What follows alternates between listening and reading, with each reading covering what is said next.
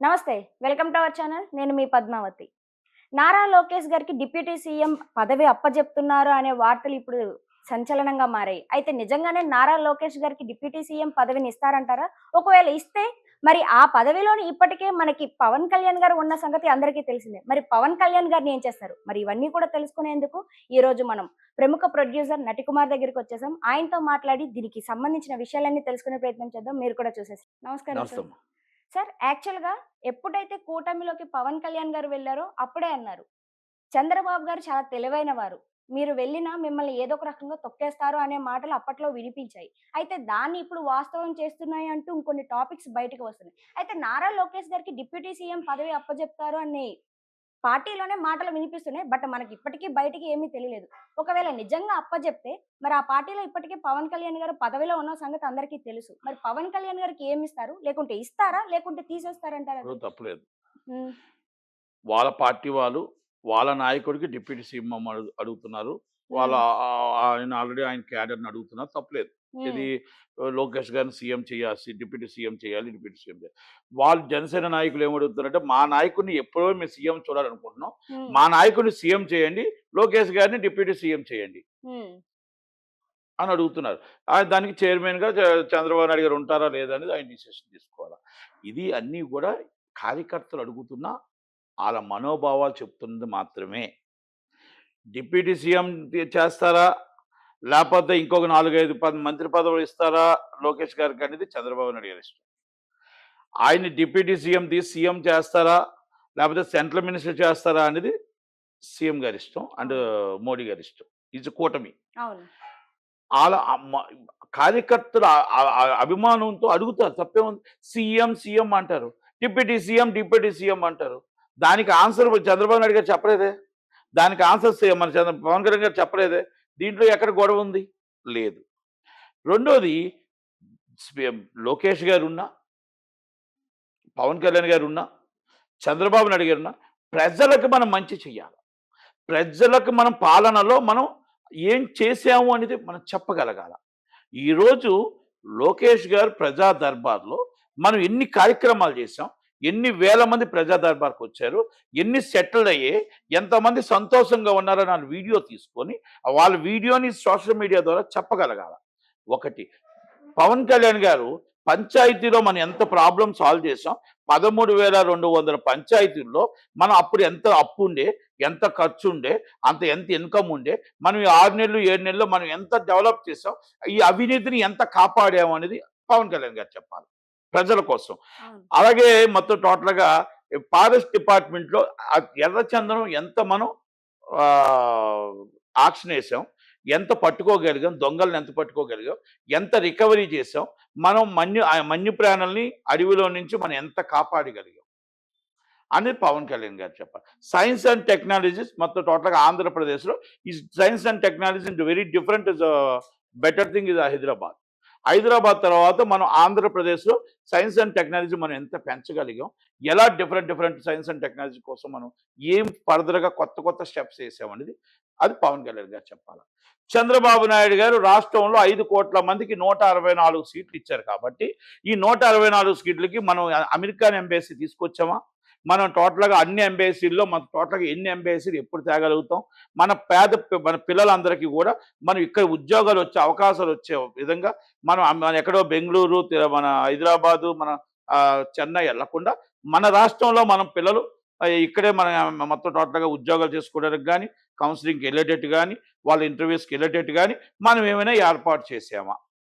అలాగే మనం ఎన్ని లక్షల మందికి ఉద్యోగాలకి మనం ఈరోజు ఉపాధి కల్పించడానికి మనం నిరుద్యోగులకి ఉపాధి కల్పించగలిగాం.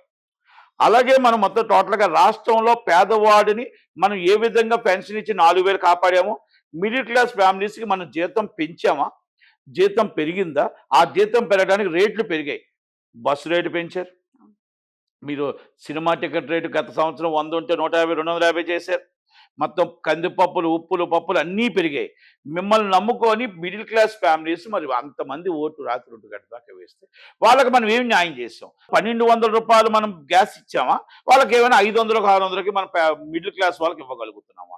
వాళ్ళ పిల్లలు, మిడిల్ క్లాస్ ఫ్యామిలీ పిల్లలు బెంగళూరులో, హైదరాబాద్లో, చెన్నైలో జాబ్ చేసుకోకుండా మనం నిరుద్యోగ వృత్తి చేసి మనం ఇక్కడ మన తల్లిదండ్రుల దగ్గర వాళ్ళ పిల్లలు జాబ్ చేసుకునే విధంగా మనం ఏమైనా ఏర్పాటు చేయగలుగుతున్నామా? ఆ పిల్లలందరూ ఇక్కడ జాబ్ చేసుకొని వెళ్తే ఆ తల్లిదండ్రులు ఆనందంగా ఉండి రెంటలు తగ్గి, ఖర్చులు తగ్గి, ఆ డబ్బు ఆ తల్లిదండ్రులు ఇక్కడే ఉంటుండగా వచ్చిన కొంత జీతమైనా వాళ్ళకి కొంత మిగిలి తల్లిదండ్రుల దగ్గర నుండి చూసుకుందాం అనుకుంటారు. అదే బయట రాష్ట్రాల్లో ఉంటే చాలీచాలని జీతంతో చాలీచాలన ఫుడ్ తిని చాలా కష్టాలు పడి ఆ తల్లిదండ్రులు పిల్లలు ఒక్కాడ ఉండే బదులు మమ్మల్ని చంద్రన్న వచ్చాడు, మా ఉద్యోగాలు మా ఊర్లోకి వస్తాయి అని ఆశని మీరు నిలబెట్టారా? ఒకవేళ రాకపోతే ఎప్పుడులోగా నిలబడతారు? ఎప్పుడులోగా మనకి మొత్తం టోటల్‌గా ఎంప్లాయ్‌మెంట్స్ వస్తాయి? 2014 దాకా 2019 నుంచి మాకు వచ్చే మాటల గారడీలొద్దు. ప్రజలు అడుగుతున్న మాట ఇది. నేను అడుగుతున్న మాట కాదు. మాటల గారడీలొద్దు. మేము చేతులతో మాకు ఎంత జరిగిందని చూపించండి. ఎంతమందికి ఉద్యోగాలు ఇచ్చారని చూపించండి. దయచేసి పేదలకు మంచి చెయ్యండి. మీరు ఏ పదవి తీసుకున్నా, పదవున్నా, పదవి లేకపోయినా పోలవరం పూర్తి చేయండి. అమరావతి పూర్తి చేయండి. పేద ప్రజలందరికీ కూడా డెవలప్ చేయండి. అంతే తప్ప ఉద్యోగాలు వచ్చేటట్టు చూడండి. అంతే తప్ప మీకు డిప్యూటీ సీఎం ఇచ్చినా, పవన్ కళ్యాణ్ గారికి సీఎం ఇచ్చినా, లోకేష్ గారికి డిప్యూటీ సీఎం ఇచ్చినా, సీఎం ఇచ్చినా అడిగేది ఒకటే. విద్యలో, వైద్యంలో, అన్నిటిలో ప్రాణాన్ని కాపాడే విధంగా ఆ ఆడపిల్లల్ని, ఆడబిడ్డల్ని, ఆ పిల్లల్ని ఉద్యోగాలు మన రాష్ట్రంలో వచ్చే విధంగా చేయాల్సిన బాధ్యత గవర్నమెంట్ మీద ఉంది. ఇది ఒక్కసారి ప్రతి ఒక్కరు గుర్తు చేసుకోండి. మీరు కార్యకర్త సీఎం కాదు. ఇస్ ద వర్క్ అని అనండి. మీరు డిప్యూటీ సీఎం అని అనకండి. మీరు డిప్యూటీ సీఎం అంటున్న మీ తెలుగుదేశం కార్యకర్తలు ఐటీ శాఖలో మనం ఎంత అభివృద్ధి చెందాం, మీరు విద్యాశాఖలో ఎంత అభివృద్ధి చెందాం, లోకేష్ గారు మొత్తం టోటల్ ప్రజా దర్బార్లో ఎన్ని వేల మందికి వస్తున్నారు, ఎన్ని వేల మందికి వర్క్ చేస్తారు. ఇస్ సపోర్టెడ్ సోషల్ మీడియా చెప్పండి. అంతే తప్ప మన స్వార్థం కోసం, మనం పదవుల కోసం కాదు. ప్రజలు మనకు ఎందుకు ఓటేశారో చెప్పాలి తప్ప మనం టైం వెళ్ళిపోతూ ఉంది. ఆ టైంని మనం మన పదవుల కోసం మనం ఆకాంక్ష పడొద్దు. మన పదవుల కోసం మనం ఆకాంక్ష పడొద్దు. ఆయన already CM, equal to CM is rank. Already Chandrababu Naidu గారు సీఎం ఉన్నారు. ఆయనే అక్కడ ఉన్నారు కదా. మీరు గత పాలకులు చేసినట్టే ఇక్కడ మీకు ఎమ్మెల్యేలు. ఒకటి మాత్రం నేను చెప్పగలుగుతా. మద్యం ఏరులే పారుతుంది. బెల్ట్ షాపులు అయితే కుటీరంలాగా పెట్టి ఉన్నారు. దానికి ఎవరు చర్య తీసుకోవట్లేదు. ఇసుక ఫ్రీగా వస్తుంది అంటున్నారు. ఇసుక మాఫియా వెళ్తుంది. ఎమ్మెల్యేల హస్తాలు ఉన్నాయి. మొత్తం టోటల్గా ఎక్కడైతే మైనింగ్స్ ఉన్నాయో మైనింగ్స్లో బెదిరింపులు వస్తున్నాయి. అలాంటివన్నీ కూడా దండుకుంటున్న వాళ్ళు కొంతమంది టీడీపీ వాళ్ళు ఉన్నారు. వాళ్ళ మీద మనం ఏమైనా యాక్షన్ తీసుకుంటున్నామా? గవర్నమెంట్ ఆఫీసర్స్ మీద ఏమైనా యాక్షన్ తీసుకుంటున్నామా? అలాంటి వాళ్ళ మీద తీసుకొని పాలన మనం కొత్తగా ఏమైనా చూపించగలుగుతున్నామా? పంచాయతీలో అవినీతి తాండవం వెళ్తుంది. దాని మీద ఏమైనా యాక్షన్ తీసుకోగలుగుతున్నామా? మనం ఇవన్నీ కూడా మన గద్దప చెక్కలు యథాచోచగా స్మగ్లింగ్ జరుగుతుంది. దాని మీద ఏమైనా యాక్షన్ తీసుకోగలుగుతున్నామా?